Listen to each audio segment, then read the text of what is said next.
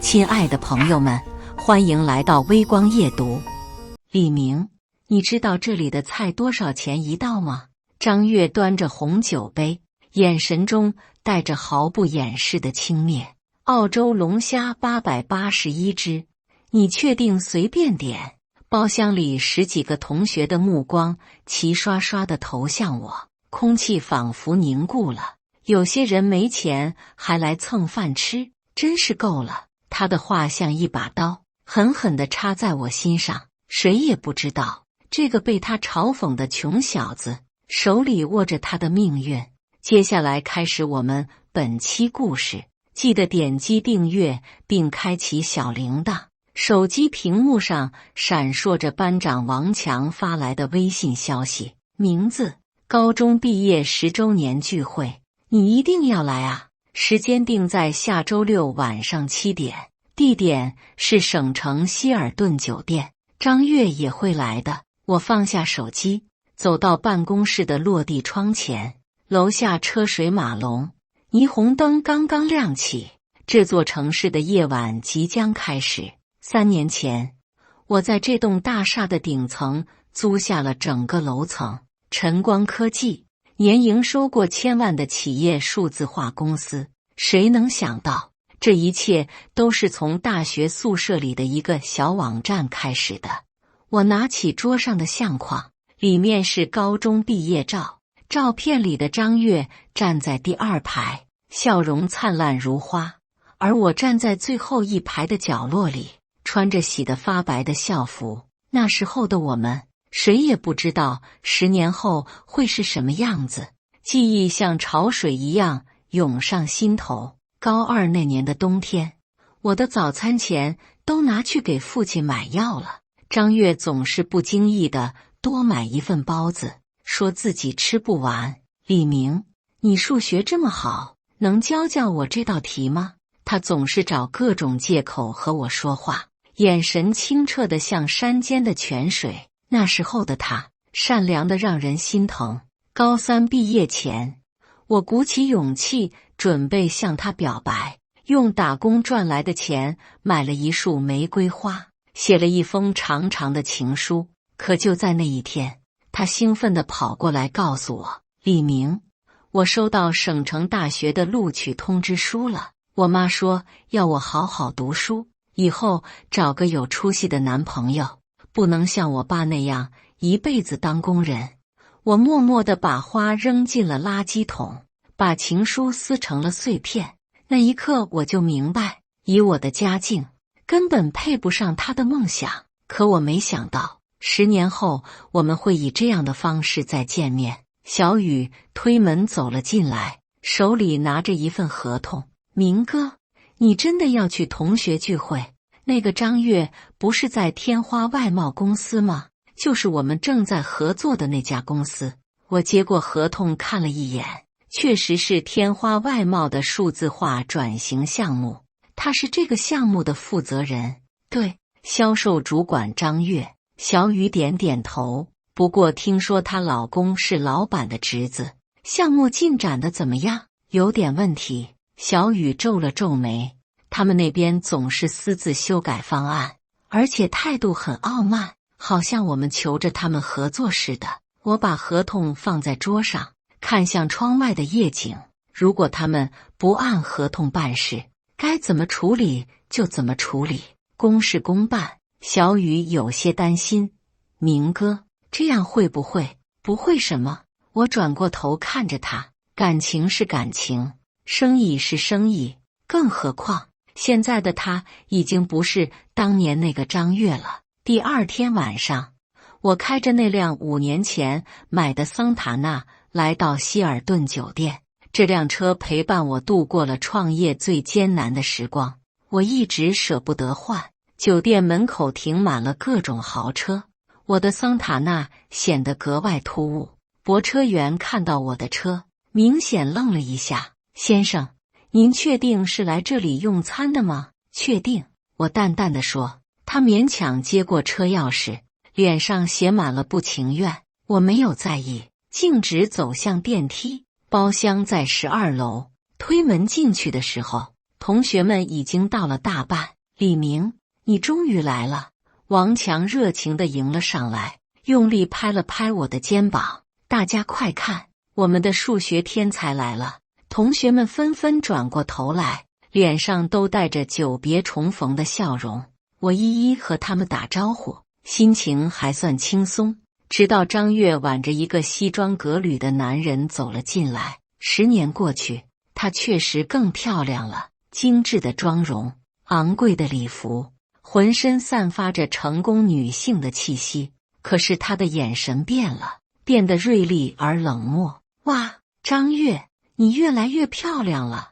女同学们立刻围了上去，羡慕地看着她身上的名牌。这个包包是爱马仕的吧？对呀，我老公送的生日礼物。张月得意地抚摸着手包，8万多，还有这个项链，蒂芙尼的。他故意抬高声音，让所有人都能听到，目光在包厢里扫了一圈，最后停在我身上。李明，好久不见。他走了过来，伸出涂着红色指甲油的手。你还是老样子啊！我和他握了握手，感觉到他手上昂贵戒指的冰冷。听说你还在家里的修理厂帮忙。他的语气带着一种居高临下的关怀。帮我爸做点事，那挺好的，有份稳定工作就行。他点点头。不过我听说修理厂这2年生意不太好做吧？包厢里的其他同学开始交头接耳，我能感觉到他们投来的同情目光。王强想要缓解气氛，大家都是老同学，做什么工作不重要，重要的是开心。王强，你说的对。张月笑了笑，不过我觉得人还是要有上进心的。李明，你没想过换个工作，比如进个工厂什么的？他的话里带着明显的优越感，好像在施舍一样。这时，坐在角落里的陈芳开口了：张月，你变了很多啊，我记得高中时你可不是这样的。张月脸色微微一变，人总是要成长的。陈芳，你还在当小学老师吧？1个月能赚多少？陈芳的脸涨得通红，但没有回答，气氛变得有些尴尬，大家都不知道该说什么。这时，我们的班主任刘老师突然出现在包厢门口。老师，所有人都惊喜地站了起来。刘老师已经60多岁了，头发花白，但精神还很好。他走进包厢，目光在每个人脸上停留。你们都长大了。老师很欣慰。王强连忙给老师倒茶。老师，您还记得我们这些学生吗？当然记得。刘老师笑着说。李明，还记得高2那年，你为了给贫困生捐款，自己饿了1个星期吗？老师一直记得你的善良，我有些不好意思。老师，您还记得这些小事啊？这不是小事。刘老师摇摇头。还有张月，你还记得那次你把自己的早餐分给李明吗？那时候你们2个的友谊让老师很感动。包厢里突然安静了下来，张月的脸红了一下，但很快恢复镇定。老师，您记性真好，那都是小孩子的事情了。是啊，小孩子的事情。我重复了一遍，眼神有些暗淡。那些美好的回忆，现在听起来竟然有些讽刺。王强感觉气氛不对，连忙岔开话题：来，我们点菜吧。李明，你看看有什么想吃的？服务员把菜单递到我手里，我随便翻了翻，随便点就行，我不挑食，随便。张月突然冷笑了一声。你知道这里的菜多少钱一道吗？他抢过菜单，指着上面的价格：澳洲龙虾881只。你确定随便？神户牛排1200一份，波士顿龙虾681只。你1个月工资够点几道菜？包厢里的空气仿佛凝固了，所有人都看着我们。我平静地看着他，我说了，随便点，有意思。张月的声音变得尖锐。那我就不客气了。他开始大声的点菜，波士顿龙虾来2只，神户牛排来4份，还有这个蓝鳍金枪鱼刺身，1501份，来1份。法国香槟来2瓶，1瓶3800。服务员都有些惊讶，这一桌菜下来得要2万多。张月，会不会太多了？王强有些担心。不多。张月瞥了我一眼，既然李明说随便点，那就随便点，反正 AA 制，大家平摊。包厢里有人开始交头接耳，我能听到他们的窃窃私语。这得多少钱啊？李明付得起吗？张月这样做是不是太过分了？陈芳终于忍不住了。张月，你到底想干什么？我只是实话实说而已。张月毫不示弱。有些人没钱还来蹭饭吃，我觉得应该先问问大家的经济实力。王强，你下次组织聚会能不能考虑一下消费水平，不要让一些不合适的人参加。他的话像一把刀，狠狠地刺在我心上。包厢里一片死寂，大家都不敢说话。我缓缓站起身来，声音很平静。不好意思，我去个洗手间。走出包厢的那一刻，我深深地吸了一口气。走廊里很安静，只有远处传来的轻柔音乐声。我靠在墙上，闭上眼睛，平复心情。这时，手机响了起来，是公司副总王峰打来的。李总，大事不好了。王峰的声音很着急。什么事？我皱了皱眉。天花外贸公司突然要和我们解除合作，还说要追究我们的违约责任。什么情况？据我了解，是他们公司老板的侄子想要独吞这个项目的利润，他们私自修改了我们的系统方案，现在出了问题，想把锅甩给我们。我沉默了几秒钟。你确定是老板的侄子主导的？确定。这个人叫赵建国，是销售主管张月的老公。张月也参与了，当然，他是这个项目的直接负责人，从一开始就知道内情。李总，这个张月不会就是您那个高中同学吧？我苦笑了一声。就是他。那这事就更好办了。李总，您看是不是？按规矩办事，该怎么处理就怎么处理。我的声音变得很冷。私人感情不能影响公司利益，明白了，李总。那我明天就……等等，我打断了他。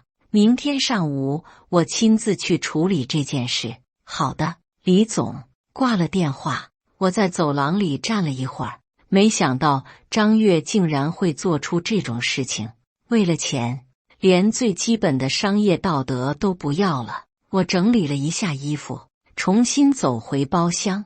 包厢里的气氛还是很尴尬，大家都在强颜欢笑。张月正在和她老公说着什么，脸上得意洋洋的。我老公明天要处理一个大项目，估计又能拿到一大笔提成。有些小公司总想占大公司的便宜，我老公这次要好好教训教训他们。他的声音很大，明显是说给我听的。王强试图打圆场。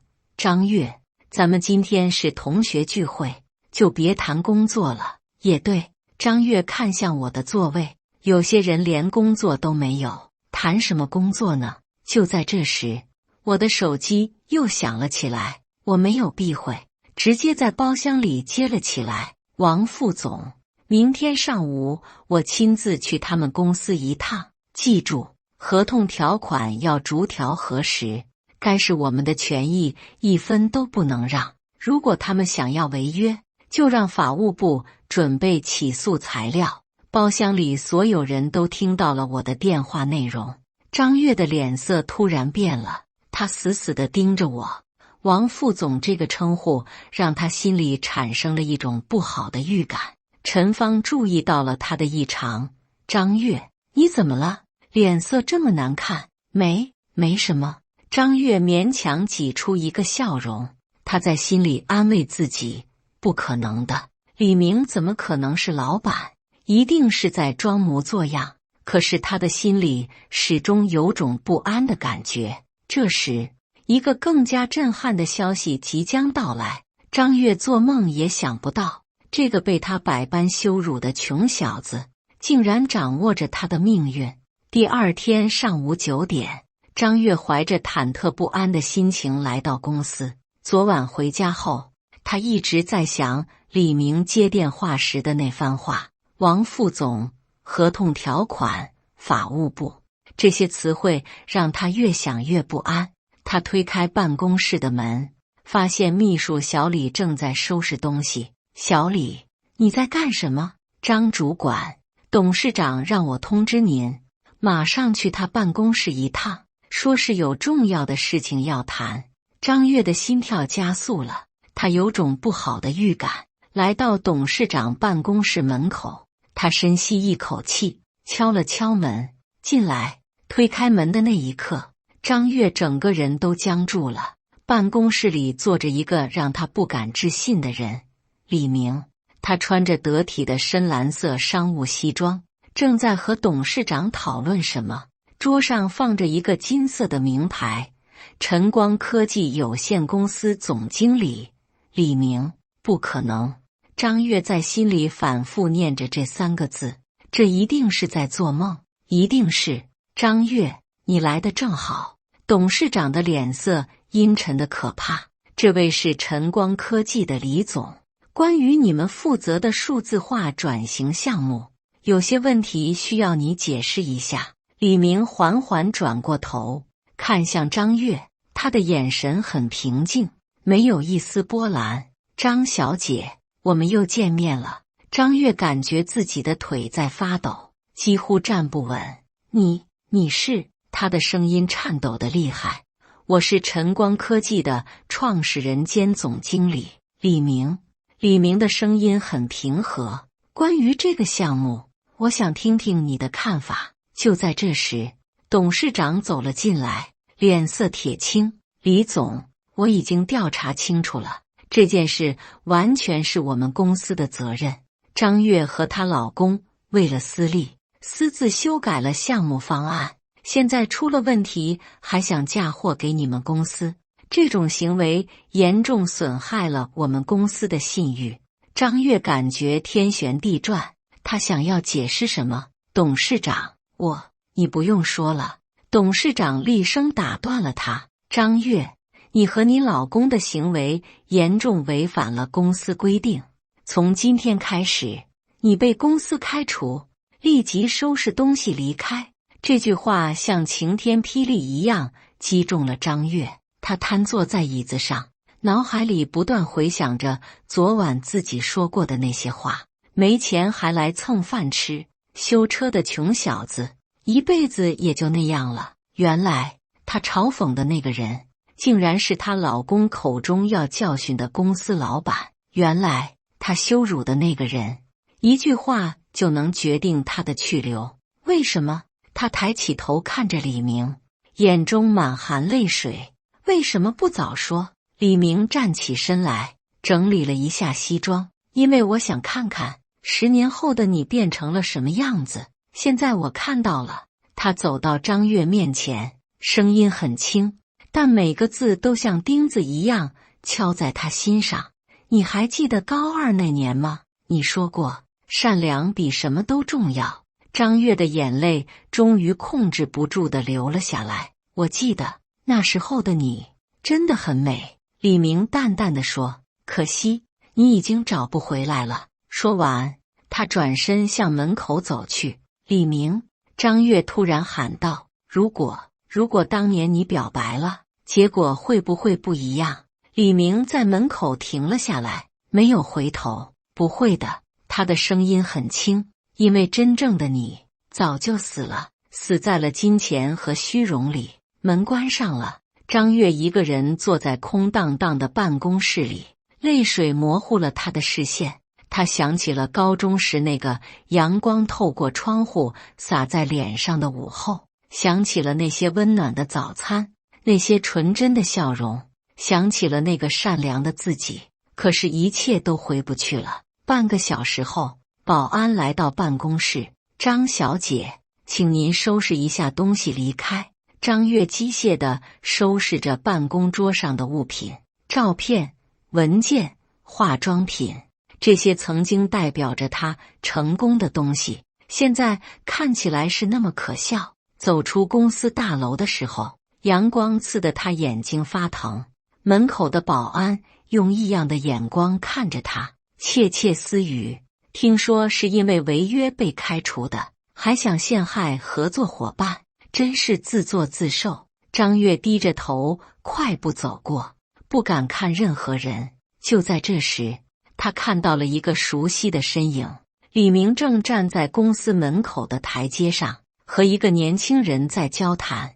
那个年轻人张月认识，是李明的大学同学小雨。明哥，这样处理会不会太狠了？小雨有些担心，毕竟是老同学。老同学，李明苦笑了一声，如果他还记得我们是老同学，就不会做这种事情。商场如战场，容不得半点私情，更何况这是他自己选择的路。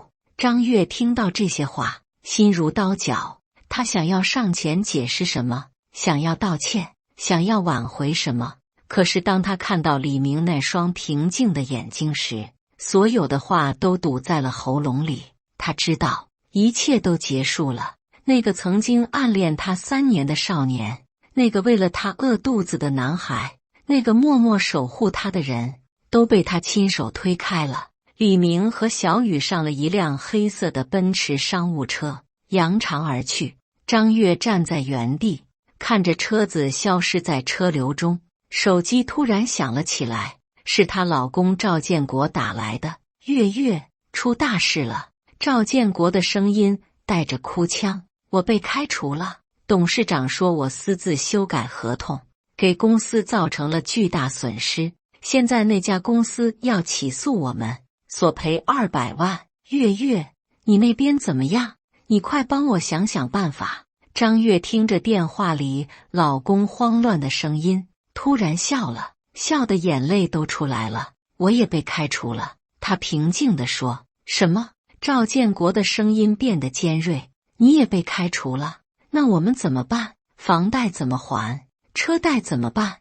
我爸妈那边怎么交代？张月没有回答，直接挂了电话。她看着手中昂贵的手机，想起了昨晚的炫耀，8万的包包，3万的项链，10万的手表，这些东西曾经是她的骄傲，现在却像枷锁一样沉重。她走到路边，拦了一辆出租车。师傅，去火车站。好的。司机看了看她，小姐，你没事吧？没事。张月摇摇头，只是想回家看看。车子在城市里穿行，张月看着窗外熟悉的街景。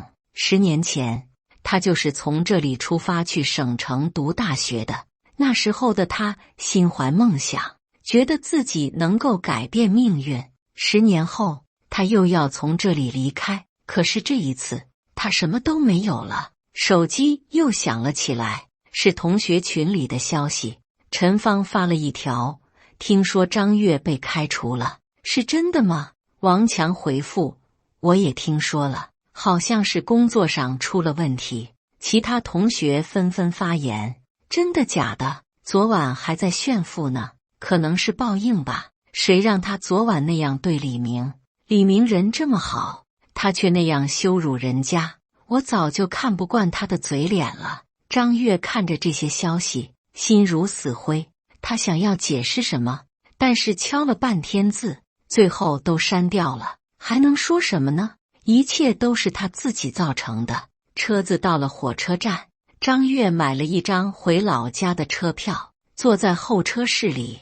他给母亲打了个电话，妈，我想回家住几天。月月，你怎么了？声音听起来不对劲。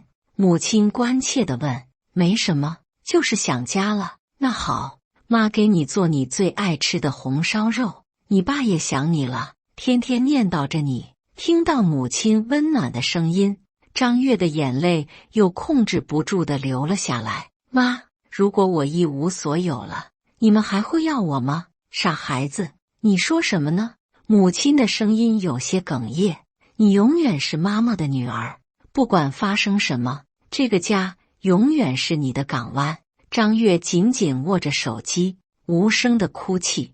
她想起了高中时那个善良的自己，想起了那些简单而快乐的日子，想起了李明清澈的眼神，想起了那些被他丢掉的美好。火车缓缓开动了，载着他离开了这座城市。窗外的景色飞快地后退，就像他逝去的青春和梦想。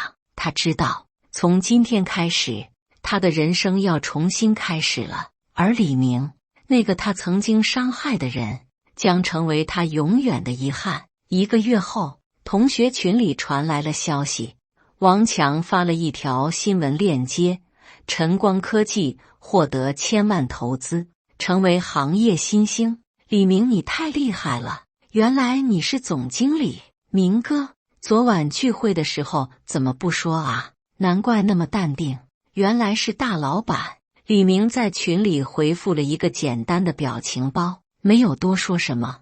陈芳私聊他名字：张月那件事你知道吗？知道。李明回复：你恨他吗？李明看着这个问题，沉默了很久，最后只回复了4个字：往事如烟。确实，往事如烟。那个青涩的少年，那份纯真的暗恋，那些美好的回忆，都已经成为过去。现在的他要为自己的事业和未来负责。小雨推门走了进来，手里拿着一叠合同。明哥，新的项目合同都签完了，明年的营收预计能突破5000万。不错。李明点点头，辛苦了。明哥，你还在想张月的事情吗？李明摇摇头，不是想他，是想那个时候的我们。